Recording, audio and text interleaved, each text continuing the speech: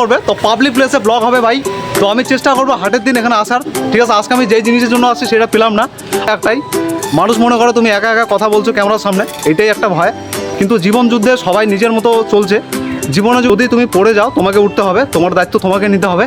আর যদি তুমি থেমে যাও তাহলে তোমার জীবনটাও থেমে যাবে।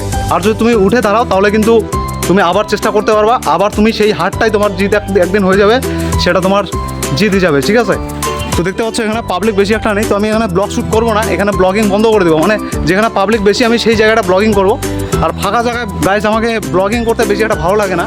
মার্কেট প্লেসে যদি যেখানে পাবলিক বেশি থাকবে সেখানে ব্লগিং করতে সবথেকে বেশি আলাদা রকম একটা মজা লাগে। হ্যাঁ, তো পরিশ্রম সবাই করছে, পরিশ্রম আমিও করছি, বাকিরাও করছে, যে যার মতো সংসার চালাচ্ছে। কেউ ঋণ শোধ করছে, কেউ স্কুল থেকে বাড়ি যাচ্ছে, কেউ কলেজ থেকে বাড়ি যাচ্ছে, কেউ আবার বাজার করে বাড়ি যাচ্ছে, ঠিক আছে। সবার জীবনযুদ্ধ সবাই চলছে। আর এক একজনের জীবনের সাথে এক একজনের জীবনের গল্প কিন্তু আলাদা। কারো জীবনের গল্পের সাথে কারো জীবনের গল্পের কোনো মিল নেই।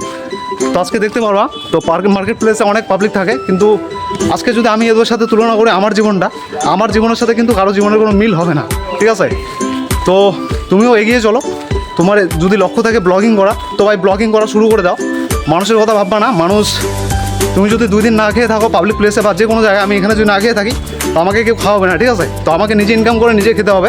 তো আমার ধান্দা আমি করছি, বাকিদের ধান্দা বাকিরা করছে। তো চলো, দেখা হচ্ছে আপকামিং সুন নতুন ব্লগে।